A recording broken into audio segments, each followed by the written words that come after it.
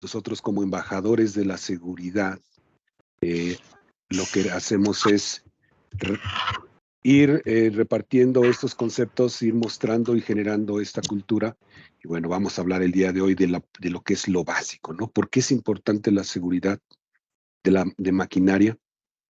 Vamos a tratar de responder estas preguntas que estoy poniendo aquí en pantalla. ¿Por qué es importante la seguridad? ¿Qué es la seguridad? De hecho, es parte de los conceptos básicos. ¿Qué es un accidente? ¿Qué es un peligro? ¿Qué es un riesgo? ¿Cuál es la diferencia entre ellos? Eh, ¿Qué son los componentes de seguridad o por qué se les llama componentes de seguridad? Y básicamente queremos llegar al último, desembocar a la última pregunta, que es, ¿cuándo se puede considerar que un sistema, una máquina, tiene un nivel de seguridad aceptable? Es decir, ¿hasta dónde me detengo? ¿Hasta dónde sé que es lo adecuado? ¿Cómo sé que no me quedé corto? ¿Cómo sé que ya no, ya excedí ciertos niveles? ¿No? Entonces vamos a tratar de llegar a la respuesta de cada una de estas preguntas y que van a ser obviamente el inicio de todos los webinars que vamos a estar compartiendo en los siguientes meses.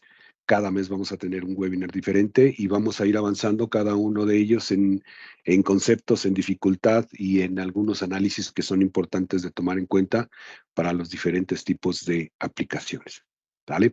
Entonces, vamos sin más ni más al primer tema y vemos aquí en la pantalla algunas imágenes eh, que, bueno, en alguna ocasión yo estuve trabajando en un proyecto de tipo internacional y, bueno, algunos compañeros de otros países me hacían la mención de que les gustaba trabajar con los latinos de manera general porque eran muy creativos y porque siempre resolvían las situaciones que se les presentaban en el trabajo, ¿no? Y sí, es cierto, la cultura latina es muy creativa, es muy trabajadora,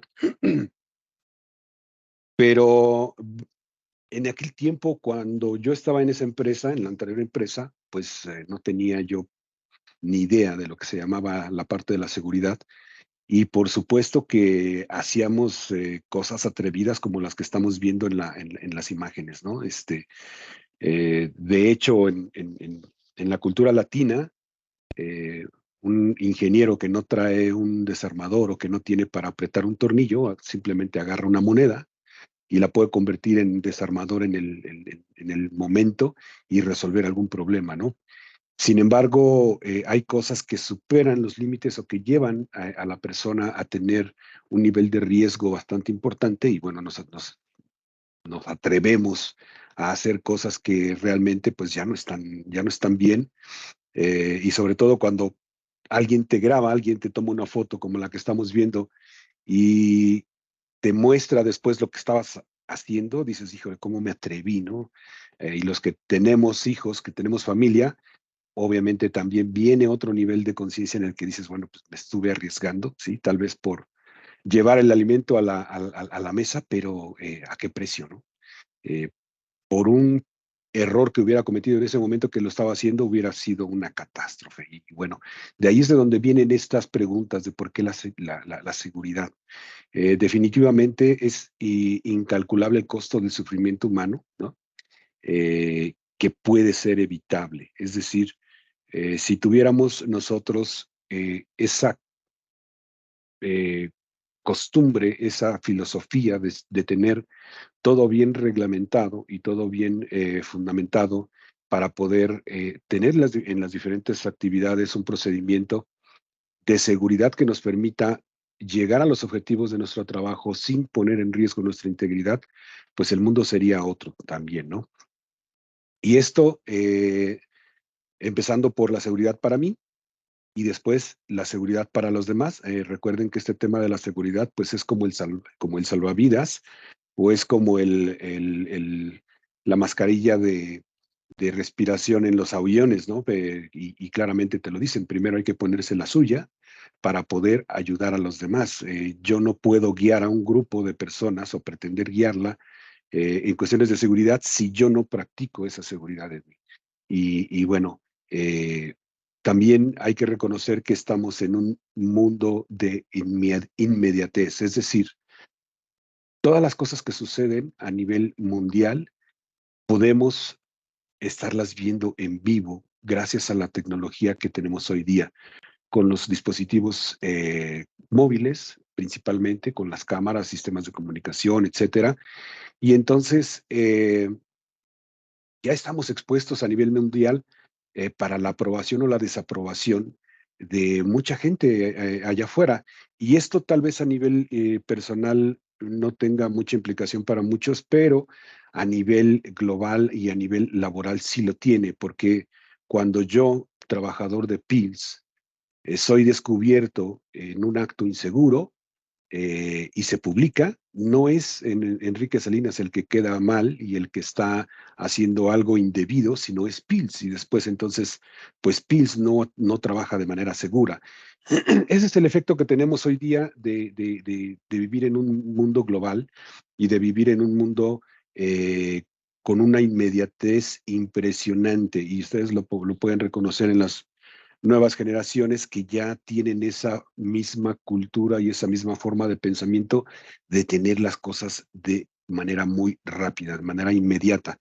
Hoy lo que se vende es lo que está rápido, lo que se puede visualizar, los famosos dashboards para poder evitar y perder tiempo en analizar datos. Ya el dashboard lo hace por mí y ya solamente me muestra gráficos en los cuales yo puedo tomar decisiones rápidas, ¿no? Entonces, eso nos pone en extrema exposición a nivel global y obviamente también eh, el tener esa mala reputación, porque a nivel global estoy siendo expuesto por hacer mal las cosas, pues me lleva a la posible pérdida de negocios futuros, ¿no? Eh, Sin más ni más, les puedo platicar un ejemplo que es de un refresco muy reconocido mundialmente, no voy a decir marcas, pero esta persona, esta marca de refrescos estaba en pláticas con sus embotelladores y le decía, eh, necesito que reduzcas el nivel de accidentes que tienes en los camiones de repartidores allá afuera. Y bueno, entonces el representante de la marca en el país le decía, bueno, pues a ti no te interesa, ¿no? Que yo tenga esos accidentes, al final me cuestan a mí.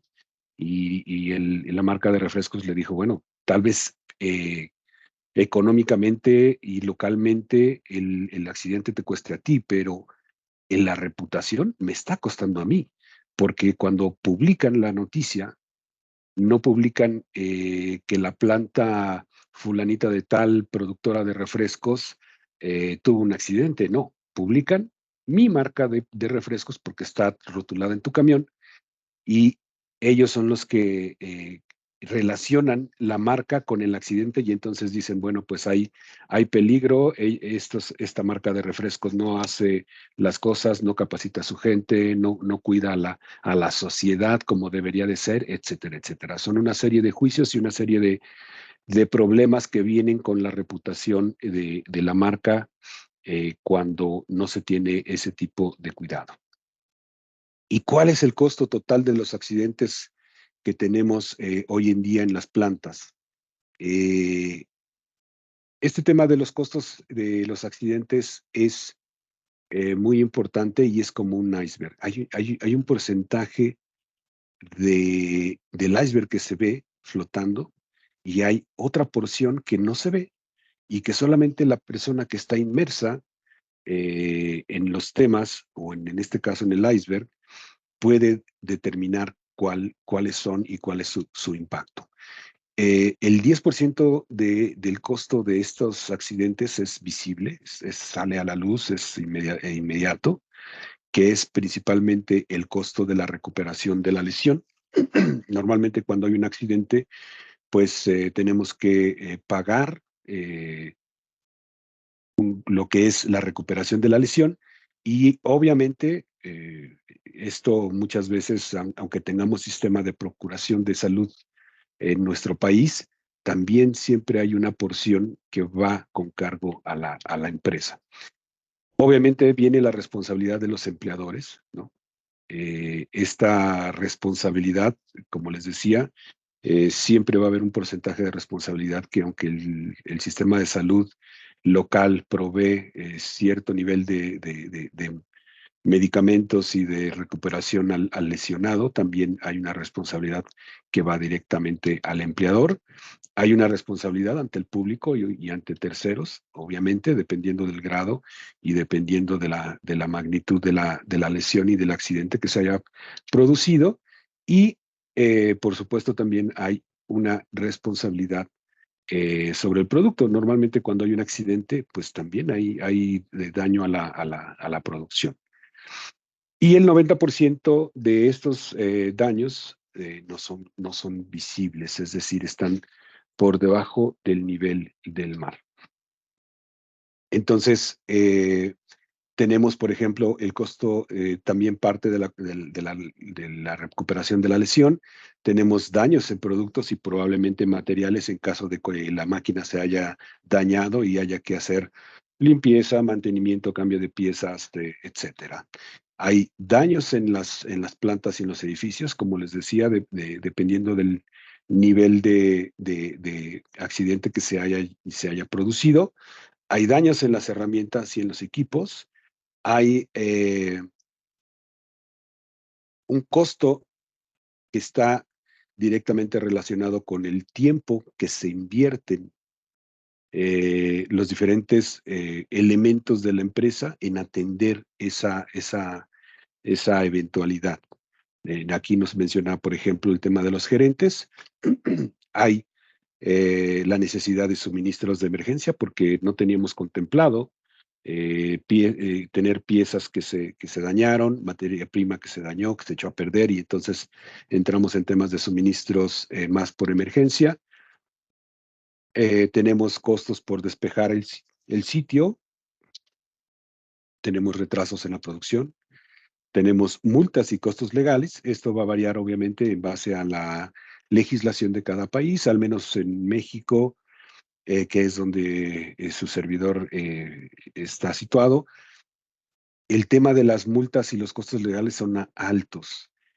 Cambia un factor de siniestralidad que le llama el Seguro Social, que cada accidente te sube ese índice de siniestralidad que determina la cantidad de impuestos que pagas. Y ese índice, no creas que pasa un mes después del accidente y te lo reducen, ¿no? Sube y ahí se queda.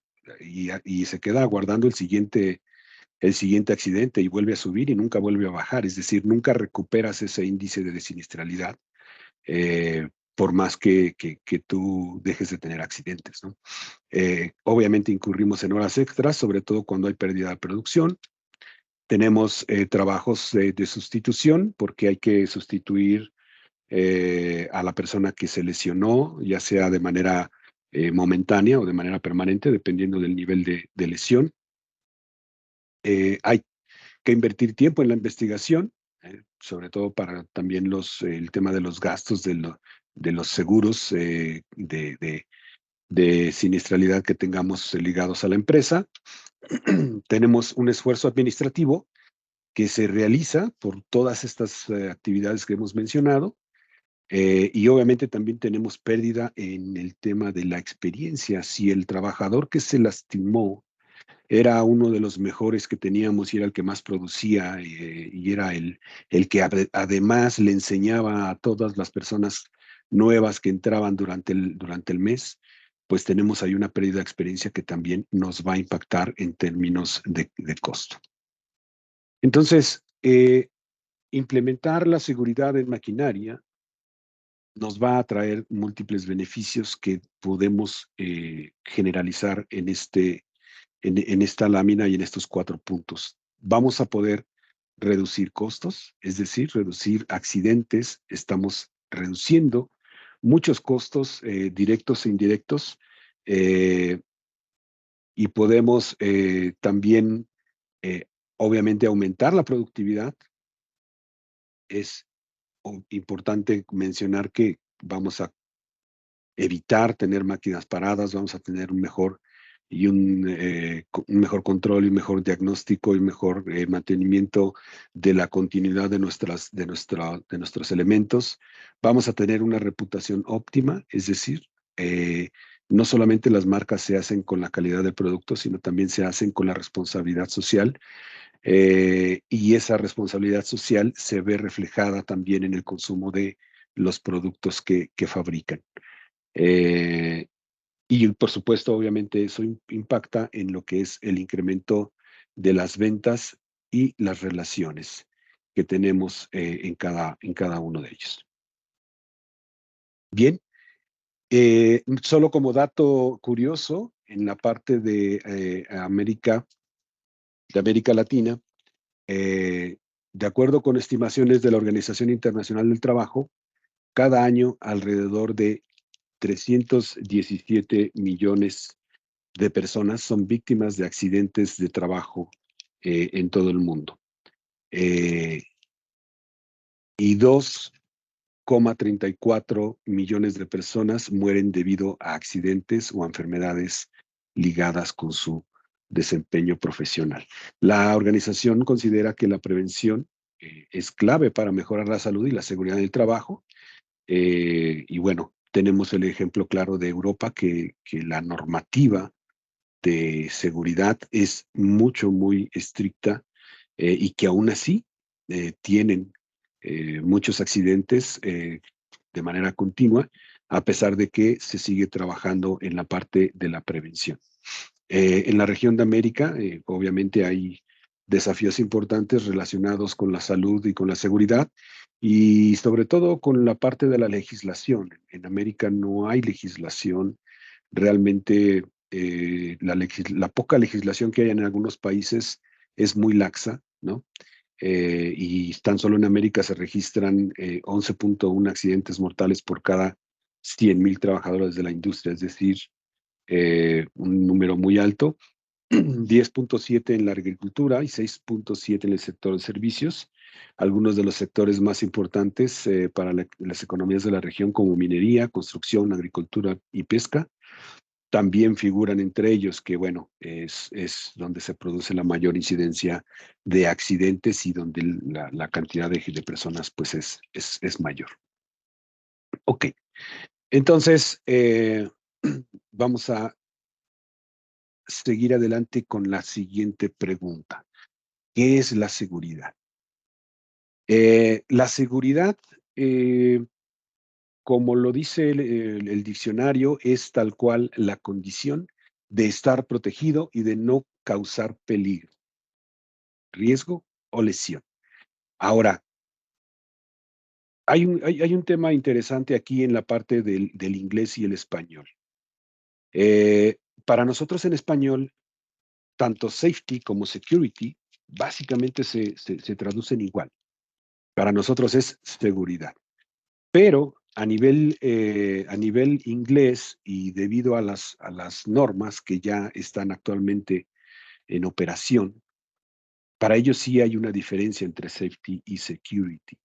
Safety significa proteger al ser humano de la máquina. Es decir, la máquina puede dañar al ser humano. Y security es lo opuesto, proteger a la máquina del ser humano. Es decir, la máquina puede ser dañada por el ser humano. Y esto visto desde el punto de vista de la cyber security, es decir, los famosos ataques cibernéticos, que, bueno, es un tema que incluso la normativa europea este año empieza la nueva legislación que ya incluye los primeros temas de security para las maquinarias, porque muchas empresas están siendo atacadas por hackers eh, para poder boicotear las máquinas, para poder boicotear los sistemas. Y bueno, no sé si recuerdan algunos de ustedes que conocen a PILS ya desde hace años. Nosotros también experimentamos en el 2019 un ataque cibernético que nos dejó paralizados prácticamente un año y que implicó una inversión de mucho dinero para poder recuperar los sistemas, la información, los respaldos. y a pesar de que solamente se recuperó un porcentaje de la información, bueno, se tuvo que hacer también la inversión en nuevos sistemas y eso fue un impacto durísimo para la empresa. Y no hemos sido los únicos. Hay muchas empresas que todos los días están siendo atacadas por estos cibernautas y que, bueno, ahora la misma legislación ha decidido incluir la parte de la security para lo que es el tema de seguridad de maquinarias. Para nosotros en español es básicamente la misma traducción, pero sí hay una diferencia a nivel internacional, y el objetivo de esta seguridad de maquinaria es crear un entorno seguro que proteja a las personas en primer lugar de las máquinas. Sabemos que independientemente de que ya se hayan tomado estas dos lecturas en ambos sentidos sobre el tema de la protección, la prioridad siempre va a ser el factor humano, y que obviamente también viene después el tema del medio ambiente por parte de lo que es la normativa. ¿Qué es un accidente? Un accidente es cualquier acontecimiento imprevisto o inesperado que puede o no resultar en lesiones o daños a la propiedad o al equipo. Y aquí hay un hecho muy interesante. En el momento, en el tiempo que tomé para leer esta diapositiva, 10 personas sufrieron lesiones permanentes en accidentes en la industria. Es increíble la cantidad de accidentes que hay en toda la industria a nivel global, en todo momento. Entonces, trabajar en la prevención es nuestra única solución. ¿Qué es un peligro y qué es un riesgo? Vamos a ver la diferencia entre estos dos términos y qué es cada uno de ellos. Peligro significa una fuente potencial de lesiones o daños a la salud. Es decir, es solamente la fuente que me puede lesionar. Un ejemplo muy básico y que todos tenemos en casa, que es la licuadora. La licuadora o el procesador de alimentos es una fuente potencial de peligro. ¿Por qué es una fuente potencial de peligro? Pues porque puede generarme una lesión o un daño a la salud. Ok, potencialmente me puede crear una lesión, pero ¿en qué momento o en qué contexto me puede causar una lesión? Ok, si yo no la sé usar, si yo no le doy el uso adecuado, si yo no aprieto bien la base de las aspas, si yo no tapo bien el contenedor, eh, o uso las aspas sin contenedor, etcétera, me puedo lastimar, me puedo dañar. Entonces, como fuente potencial lo es, y entonces ahí es donde vamos a encontrar la diferencia con el riesgo. El riesgo se entiende como una combinación entre la probabilidad y el grado de una lesión o un daño a la salud que puede surgir en una situación de peligro. Entonces, de manera puntual, en la licuadora, eh, la fuente potencial de riesgo o de lesión podría ser las aspas. Entonces, si esa fuente potencial en combinación con la probabilidad de que me haga daño va a generar el riesgo. Si yo utilizo esas aspas de la licuadora sin el contenedor o con una mala posición dentro de la licuadora, por supuesto que incrementa la probabilidad de que yo me haga daño. Si yo procuro, tengo digo, estoy exagerando, pero tengo un manual de uso de mi licuadora en la que me dice claramente cómo posicionar las aspas, cómo apretar el vaso, el depósito, cómo colocar la tapa superior, etcétera. Y yo lo sigo, con eso reduzco la probabilidad de que me haga daño. Y bueno, el grado de lesión sí está un poco más asociado con lo que es, pues, lo que es la fuente de daño. Es decir, si las aspas son pequeñas o si son muy grandes, o si el vaso contenedor es de vidrio o es de plástico o es de metal, no lo sé. Todo eso va a ir haciendo la diferente combinación de probabilidades que van a resultar en los diferentes niveles de riesgo, ¿no? Otro ejemplo puede ser el tema de un tigre, ¿no? Imagínense que tenemos un tigre como mascota en la casa y entonces ese tigre, pues es una fuente potencial de riesgo, ¿no?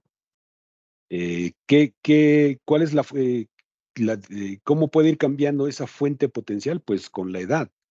Es decir, si el tigre está cachorrito y conforme va creciendo la fuente potencial de lesiones.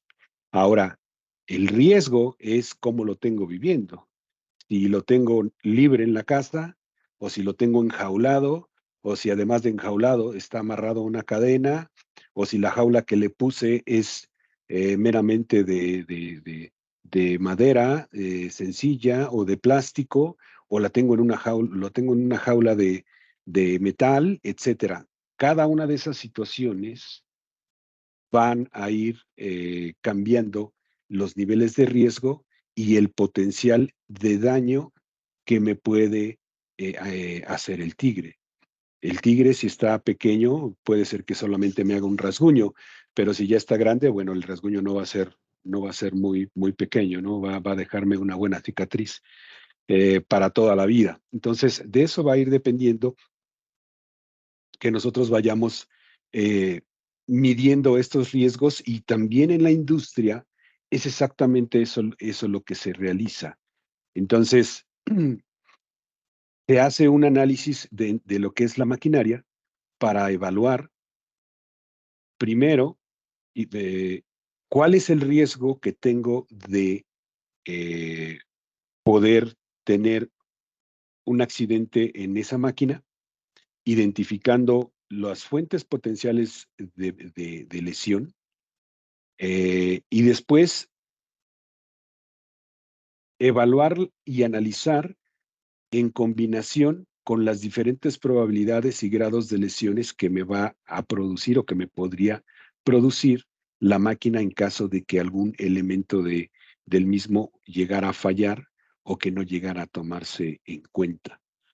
Es exactamente lo mismo, es como tener diferentes tigres dentro de una máquina y entonces necesito evaluar eh, cuál es el daño que me podría generar cada uno de esos tigres, porque son de diferentes tamaños, eh, y cuál es la probabilidad de que me llegue a lesionar dependiendo de cómo están amarrados esos tigres dentro de la máquina.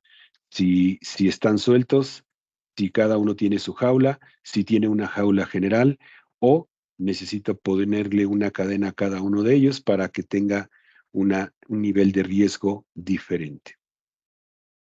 Ok, ¿y cuáles son esas cadenas, el equivalente a esas cadenas o a esas jaulas que le voy a poner a los tigres? Pues son precisamente los componentes de seguridad. Los componentes de seguridad son elementos que nos sirven como medida de protección para evitar que esos tigres me lleguen a hacer un daño.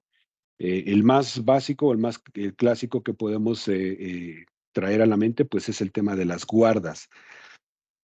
Tanto lo que es guarda fija y guarda móvil, ¿no? Hay que tener al tigre detrás de la jaula, pero si aún estando detrás de la jaula, yo todavía tengo que meter la mano para darle de comer al tigre, pues entonces necesito algo adicional.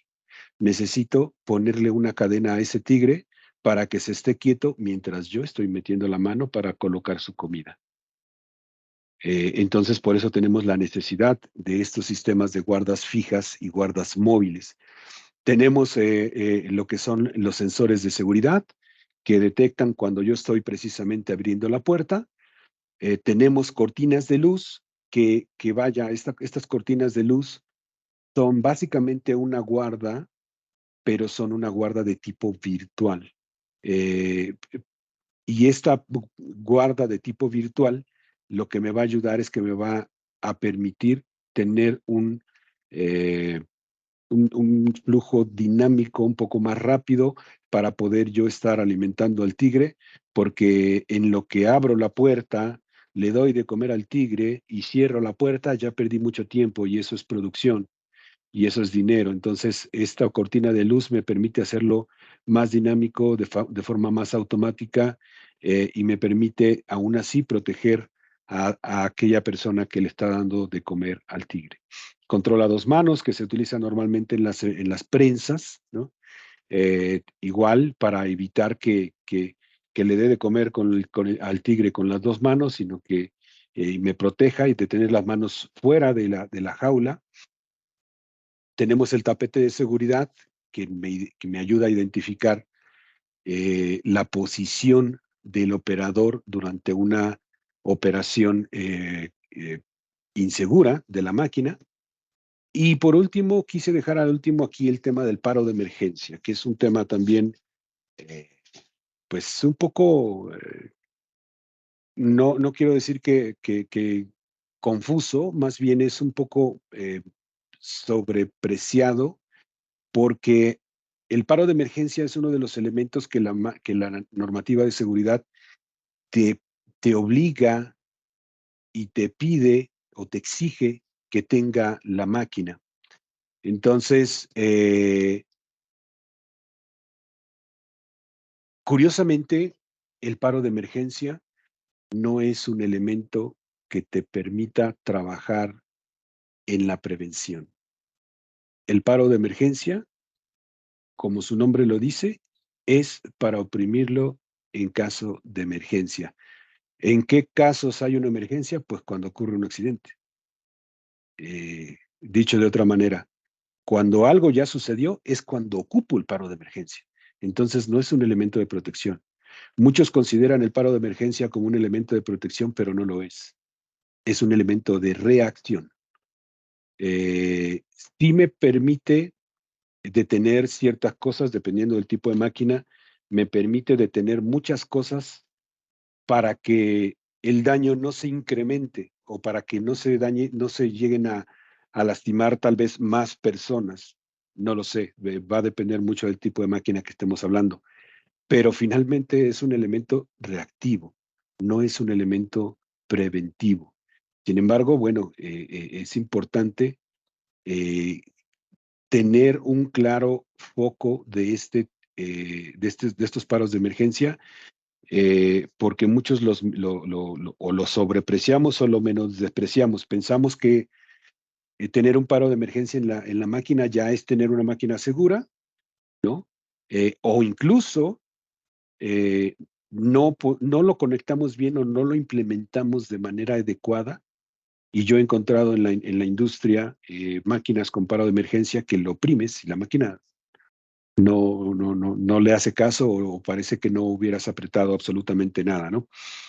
Entonces hay que tener bien cuidado este paro de emergencia. La normativa te dice que debe de tener un performance level tipo C por default. Eh, y te dice la normativa,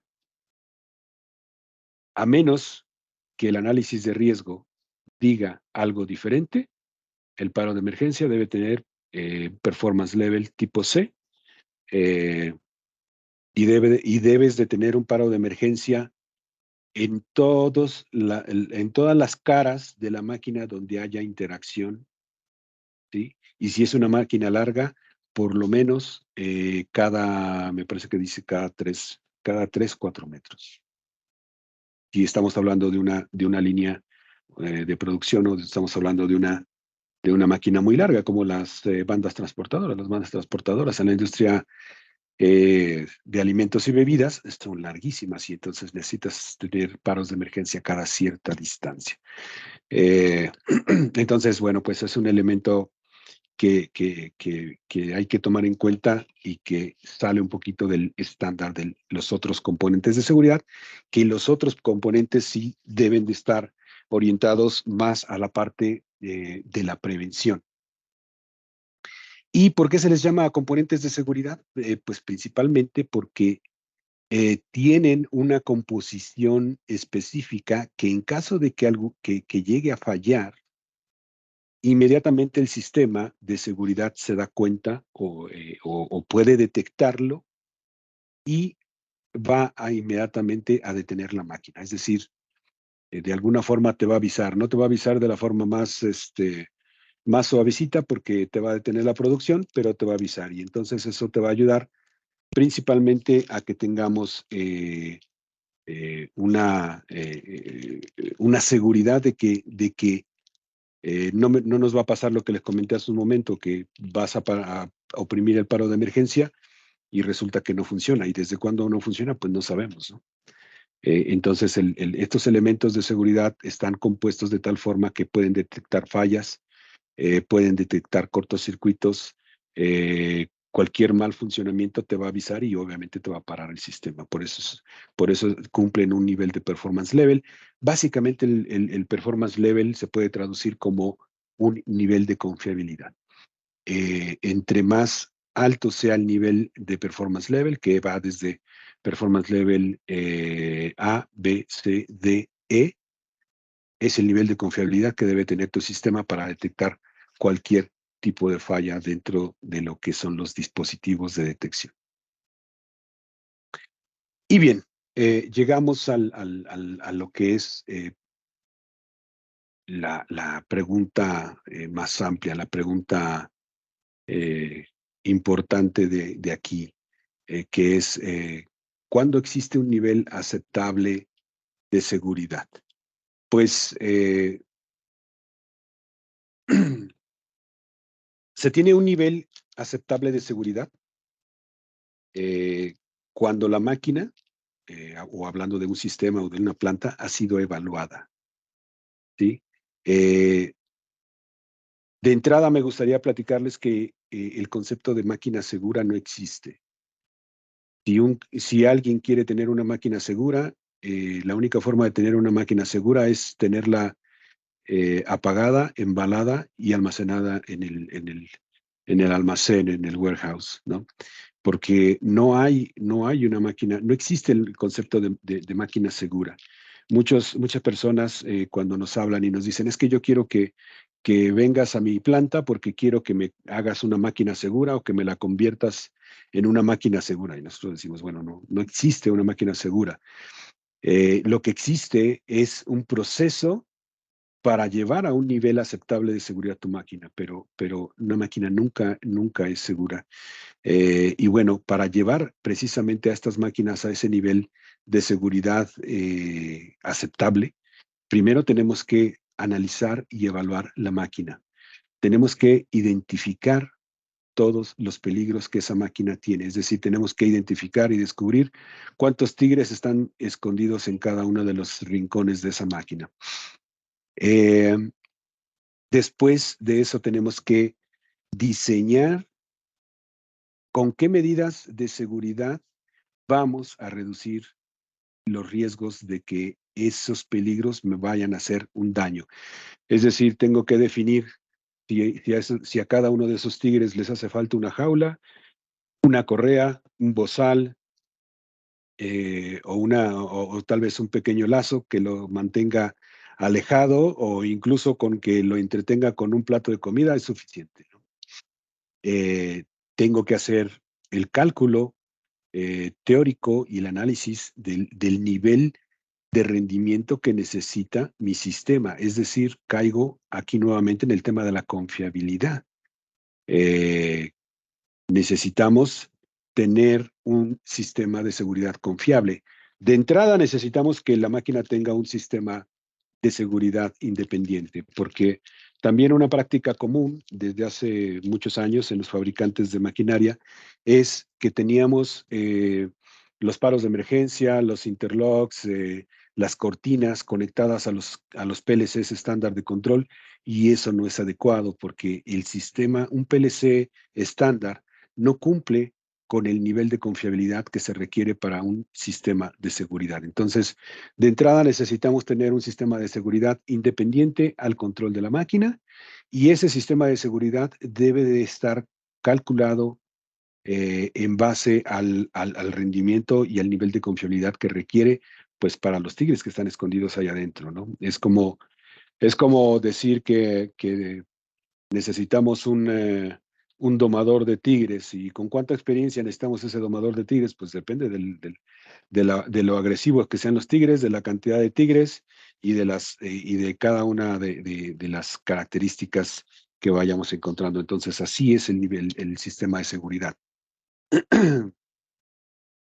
Como comentábamos, necesitamos un sistema de seguridad propiamente dicho, separado del sistema de control, que bueno, hoy día también eh, Pils tiene ya la posibilidad de que tengas estos dos controles embebidos en un solo dispositivo que puedes tener a través del PCS 4000, que es un PLC híbrido. Híbrido quiere decir que tiene la capacidad de procesar el control estándar de la máquina y, por otro lado, dentro del mismo dispositivo, pero en otra sección, puedes llevar a cabo las funciones de seguridad.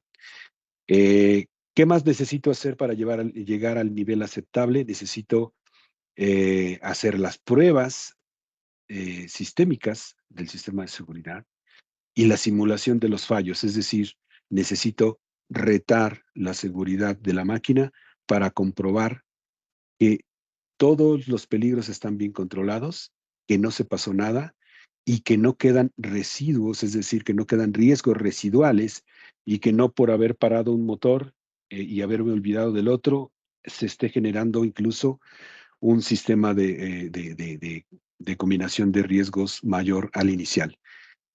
Tengo que validar que se hayan utilizado componentes y principios específicos para la parte de seguridad.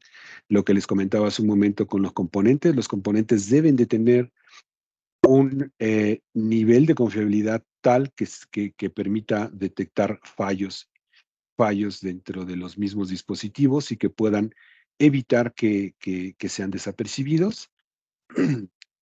Debo de documentar, obviamente, también todo este sistema de implementación de seguridad para poder tener una rastreabilidad. Y esto tiene una ventaja para las empresas más allá del cumplimiento normativo. La normativa sí te obliga a tener todo documentado y es precisamente uno de los objetivos del marcado CE. El marcado CE de la maquinaria en Europa es una presunción de cumplimiento, es decir, lo que estoy diciendo es que tengo la documentación necesaria para demostrar que esta máquina tiene componentes de seguridad y tiene un nivel de confiabilidad determinado.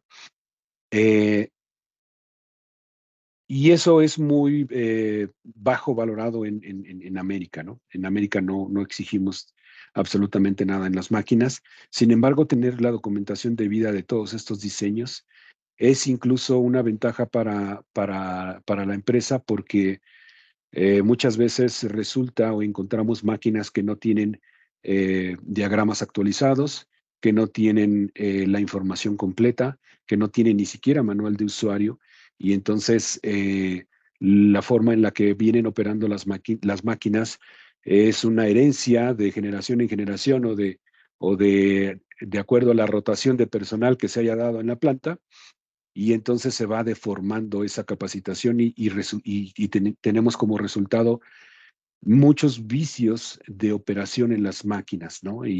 Bueno, cuando llegas a una máquina a poner un poco de orden y que llegas a hacer algunas modificaciones para evitar los peligros, resulta que las personas no están muy conformes porque les cambias la forma de operar. Y no es que les estés cambiando la forma de operar la máquina, lo que pasa es que siempre la han operado mal, ¿no? Entonces, eh, tener todos estos procesos documentados es una ventaja para las empresas. Y obviamente todo lo anterior necesita ser realizado por personas con la capacitación necesaria, que conozcan las normas y que puedan seguir al pie de la letra todas las recomendaciones y todos los análisis que se necesitan para hacer este eh, complemento de seguridad que que lleve a la máquina a un nivel adecuado de seguridad. Todo esto que explicamos ahorita se puede sumar o se puede resumir en lo que le llamamos el ciclo de seguridad. El ciclo de seguridad, estos pasos que acabamos de leer anteriormente se resumen en 5 pasos básicos de lo que es el ciclo de seguridad que en PILS manejamos, que es el análisis de riesgo, el concepto de seguridad, el diseño del sistema de seguridad, la implementación del sistema y lo que es la validación del sistema de seguridad. Estos cinco pasos que conforman el ciclo de seguridad no es algo exclusivo de la parte de maquinaria. Existe para toda planta y para todo proceso. En lo que es la automatización de procesos, existe exactamente el mismo ciclo equivalente para los procesos. Entendiendo como procesos, pues un proceso por ejemplo, en la parte de oil and gas, en los procesos minerales, lo que son las minerías, procesos de clarificación. Hay muchos procesos dentro de la industria que son llamados procesos continuos y que tienen también estos 5 pasos de ciclo de seguridad con otros nombres, ¿no? Acá en maquinaria le llamamos Risk Assessment o análisis de riesgo, en procesos se le conoce como HACCP, pero es básicamente lo mismo, es analizar los riesgos que tiene el proceso, es hacer conceptos de seguridad, llevarlos a un nivel de cumplimiento STIL, hacer un diseño e implementación de los sistemas y hacer su inspección, etcétera. E incluso este mismo ciclo existe para la parte de los robots. Dentro de lo que es la industria de robots, ya sean robots industriales, robots colaborativos, o sean vehículos autoguiados, que se los conoce como AGVs, todos ellos también tienen un ciclo de seguridad que deben de cumplir para poder garantizar su confiabilidad. Aquí estamos hablando de la confiabilidad de las máquinas. En la parte de los robots estamos hablando de la confiabilidad en la aplicación de las celdas robóticas, ¿no? O bien si se trata de los AGVs, en lo que son los almacenes inteligentes que los utilizan. Y en la parte de los procesos estamos hablando de lo que es la seguridad de lo que son los procesos continuos. Aquí en la parte de proceso la cosa es un poquito más crítica, un poquito más amplia, porque cuando hablamos en la seguridad de maquinaria de que la probabilidad de riesgo máxima es que una persona muera, que es una fatalidad, en proceso, aquí los riesgos se miden en base a catástrofes. ¿Cuántos metros, cuántos kilómetros de área pueden desaparecer si un proceso falla? Entonces aquí es un animal de otro calibre, de otro tamaño, pero lo que quiero resaltar es que seguimos los mismos pasos en cualquiera de estos 3 ámbitos y no es algo que surja de PILS como tal, es algo que surge de la normativa general a nivel mundial y por lo cual toma relevancia llevar a cabo. Y bien, dentro de lo que es el ciclo de seguridad de la maquinaria, vemos que el objetivo es garantizar la seguridad y el cumplimiento en todas las etapas del ciclo de vida de la maquinaria. Hay diferentes niveles de seguridad al cual podemos apuntar como dueños o como responsables de las máquinas. Tenemos el nivel de cumplimiento dentro de lo que es llevar la máquina a un nivel seguro, pero también podemos apuntar hacia un tema de cumplimiento de normativa internacional. Como comentaba al inicio, nosotros como latinos, en los países latinos, no tenemos una fuerte legislación que nos lleve o que nos obligue a llevar a cabo este ciclo de la seguridad. En Europa, obviamente, definitivamente lo hay. Después viene probablemente la NR12 de Brasil, que en Brasil sí están obligados a llevar a cabo este cumplimiento.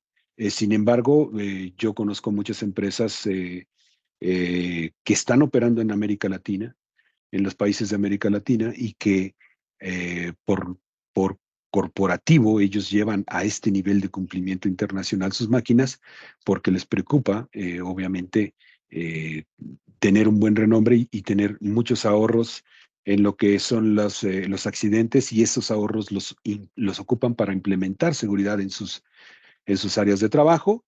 Y bueno, también tenemos la seguridad en las áreas de trabajo, que esto se refiere ya a temas más avanzados de lo que es las actividades LOTO, lo que es la inspección de los dispositivos de seguridad, etcétera. Hay actividades todavía que van incluso más allá de llevar una máquina a un simple nivel de seguridad, y por supuesto todo esto soportado por lo que es el entrenamiento eh, y todas las habilidades profesionales que debe de tener el área responsable para poder eh, soportar todas las actividades y las inversiones que se realizan en planta. Y bueno, aquí vamos a ver solamente un breve ejemplo de lo que es cada una de estos 5 pasos. Dentro del análisis de riesgo, lo que se hace es verificar actividades de las personas que interactúan con la máquina, verificar, identificar energías peligrosas, identificar los peligros, los tigres que están dentro de la máquina, hacer entrevistas con las personas que intervienen dentro de lo que es la máquina, ya sea para operarla, ya sea para ajustarla, ya sea para el mantenimiento, ya sea para la limpieza, o incluso en un momento determinado de lo que es movimiento de maquinaria de una planta a otra, también es posible hacer el análisis de estas actividades. Se realiza la recopilación de la información técnica de la máquina y se establecen las funciones de seguridad de acuerdo a las normas, y se hace una evaluación de cuál sería el riesgo, cuál es el nivel de exposición que tenemos, cuál es el nivel de lesión que me podría causar, y se hace una serie de recomendaciones. No se hace algo más allá de decir una solución, porque para eso viene la etapa de lo que es el safety concept. Ahorita lo vamos a ver. Y bueno, como resultado del análisis de riesgo, lo que voy a tener es una tabla de peligros con los niveles de riesgo, y vaya, todo calificado conforme a la norma. Después viene el concepto de seguridad, que es básicamente definir en base a bosquejos cuál sería la mejor solución para evitar o para reducir el riesgo que estamos observando en la máquina. Este concepto de seguridad es el punto medular de lo que es el ciclo de seguridad, porque si este concepto de seguridad no es el adecuado para las diferentes áreas de mantenimiento, de producción o de seguridad, no va a funcionar. Y si no va a funcionar, puede ser que nos demos cuenta ya en una etapa tardía, cuando ya estamos tratando de implementar, cuando supuestamente ya hicimos el diseño, y en la implementación llega un área determinada y dice, esto no me funciona para mis actividades. Y entonces ese tipo de problemas se pueden evitar en esta etapa del concepto de seguridad.